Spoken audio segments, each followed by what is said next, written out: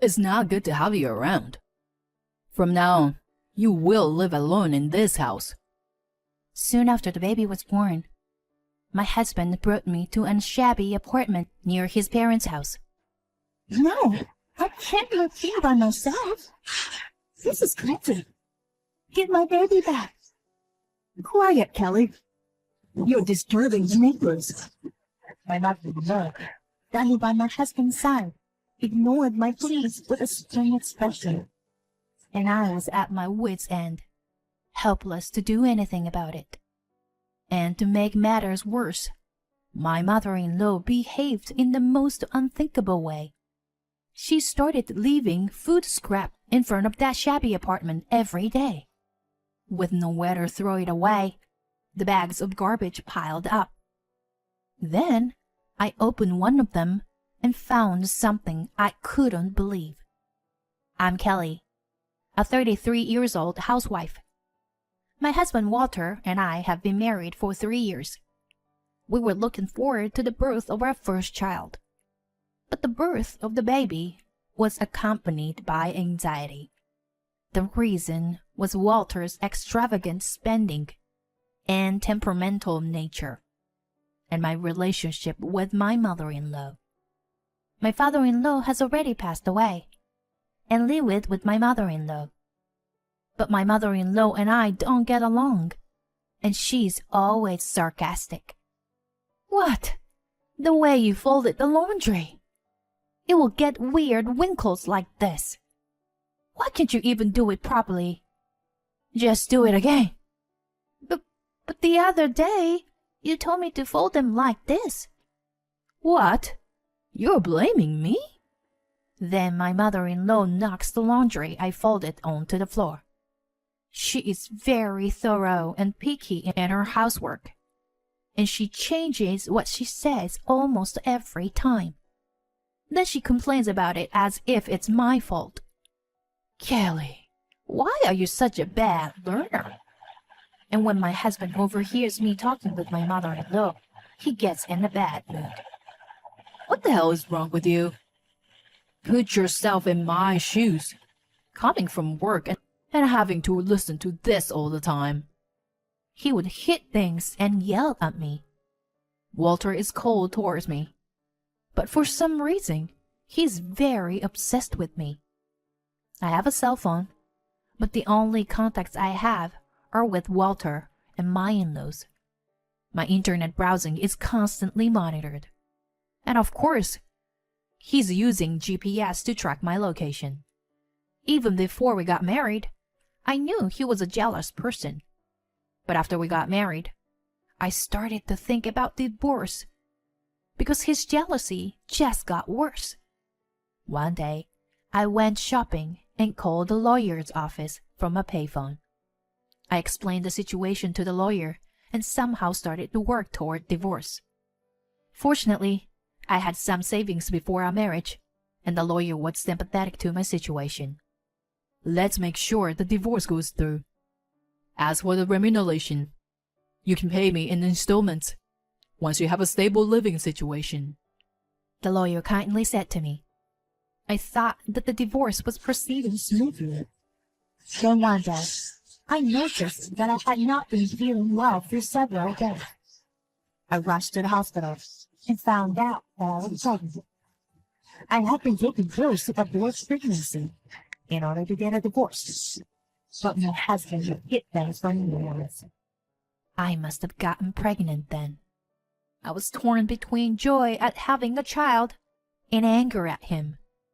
My parents had already passed away, so I had no home to go back to. In addition, my morning sickness was so severe that I was unable to take any action for divorce. Walter seemed convinced that having a child would keep me from running away. Or maybe he's just really happy to have a child, and he'd softened his attitude. "We'll have to remodel this house. If it's a boy, he should be an athlete. And if it's a girl, we'll have to raise her to be a good wife and a wise mother." My husband says these things and develops selfish theories about education. I thought to myself, I'll divorce you after the baby is born, though. I gave a vague answer and let it slide for a while. My mother-in-law was as mean as ever toward me, but there was a slight change in her attitude. If something happens to you, the neighbors will misunderstand that I did something to you. So, Kelly, stop worrying and concentrate on the baby. Huh. Why did Walter even marry this woman? You know, Kelly, honestly, I want you to leave. But I'll take care of you until the baby is born. Somehow, I was able to rest because she didn't force me to do the housework like before. My morning sickness was pretty bad. What the hell, Kelly? What can you eat then? It was such a pain in the ass. My mother-in-law kept complaining to me, but she did make meals for me. But in the end, I almost became malnourished, and I had to spend some time in the hospital before the baby was born. And I gave birth to a healthy baby boy.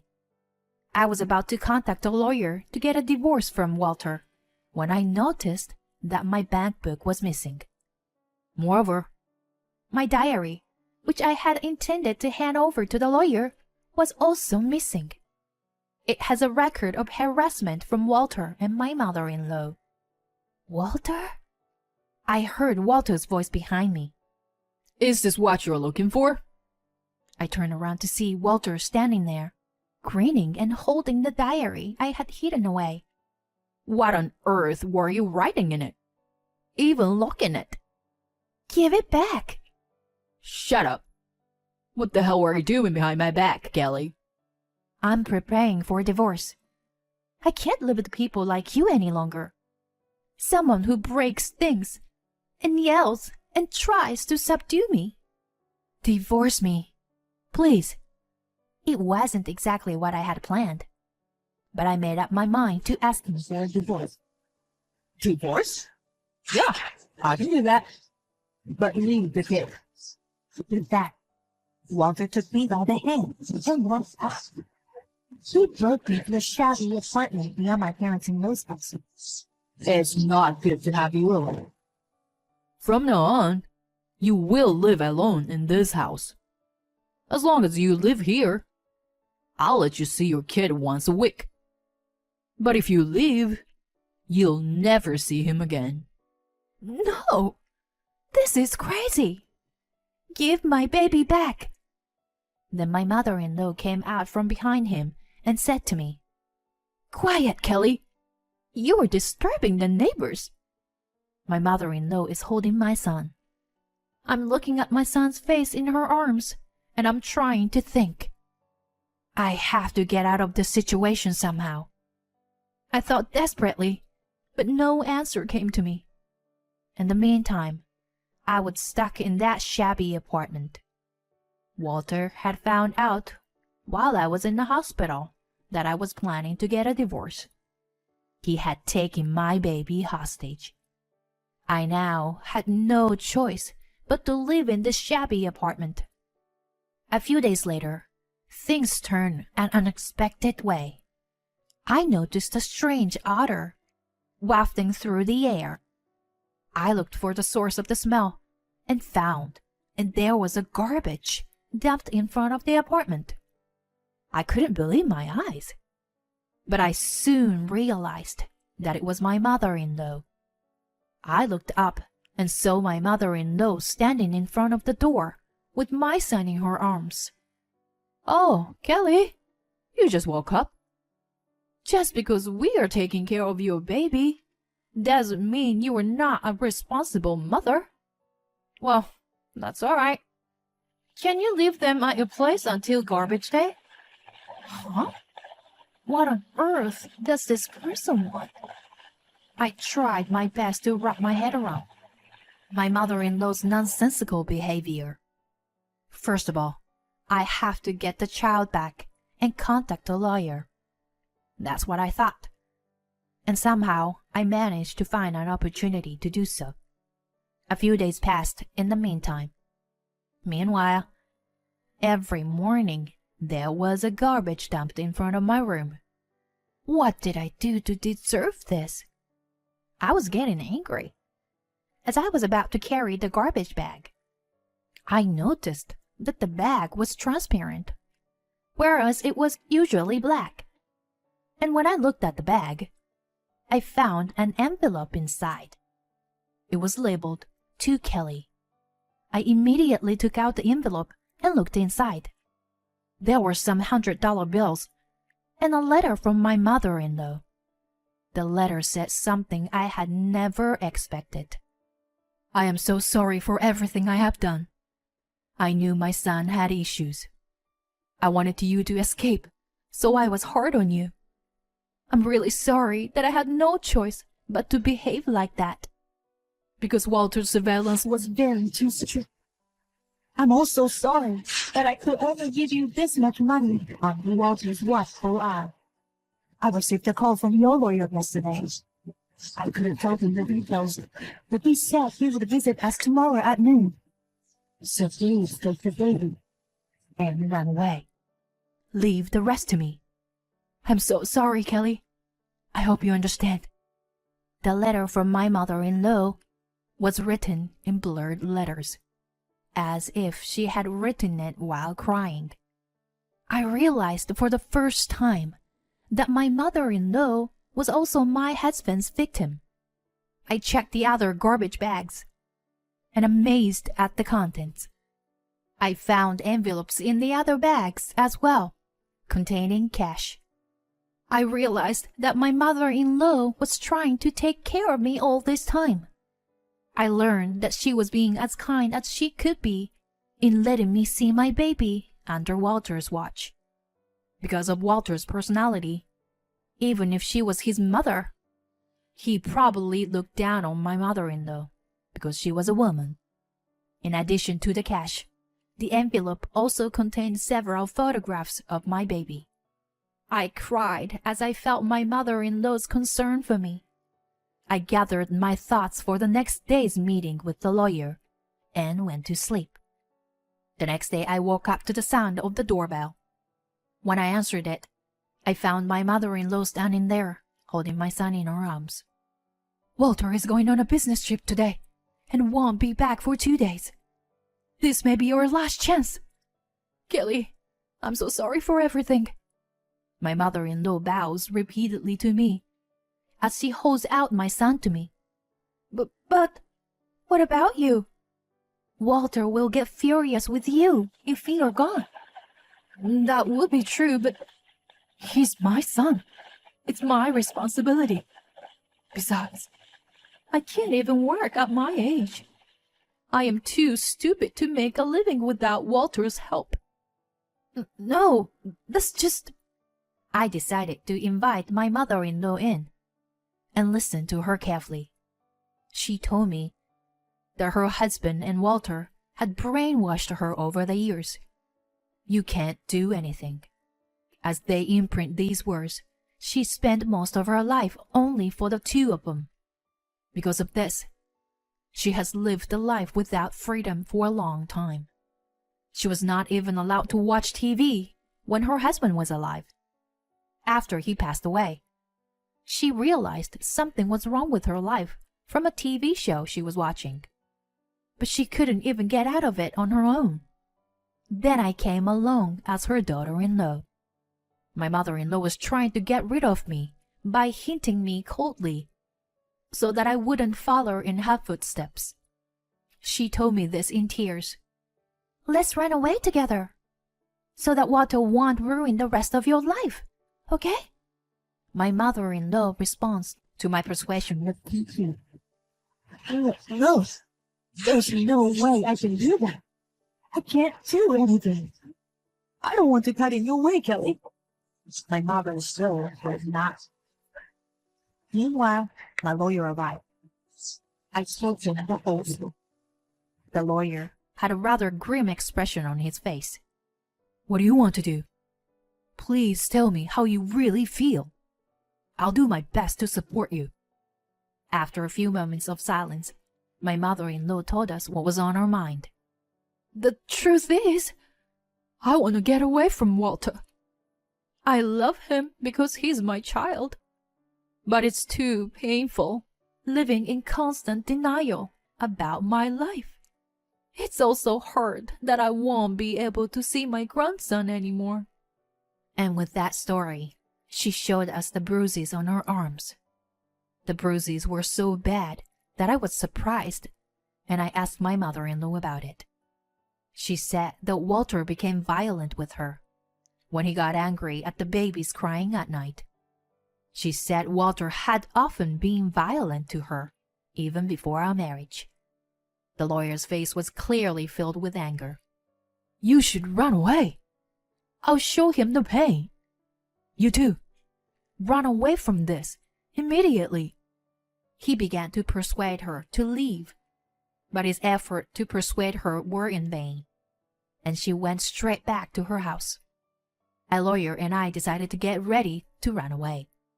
I called my cousin's house, told her what had happened, and asked her to move in for a while. My cousin, in tears, accepted. I quickly packed up, took the baby, and headed for my cousin's house. A few days later, I got a call from my lawyer. He asked me if I could be willing to participate in a meeting to discuss my divorce from Walter. During this call, I was told by the lawyer that my mother-in-law would also be attending the meeting. When I visited the lawyer's office, Walter and my mother-in-law were already there. When Walter saw me, he said, I was worried about you. I'll kick her out if it's about my mom. So, the three of us will live together from now on. Okay? I ignored him and sat down. Our lawyer started talking about divorce, alimony, and child support. Meanwhile, Walter was screaming at me to come back. Walter, the lawyer is speaking now. It's important. Can't you even listen? When I replied, Walter's face turned red, as if he was about to go berserk. But he seemed to be holding back in front of the lawyer. After the lawyer had explained everything, and the conversation had settled down, my husband opened his mouth. What's the matter with you? Why can't you understand that I love you so much? Do you really think you can get a divorce over something like this? Walter asked me. Huh? Don't make me laugh.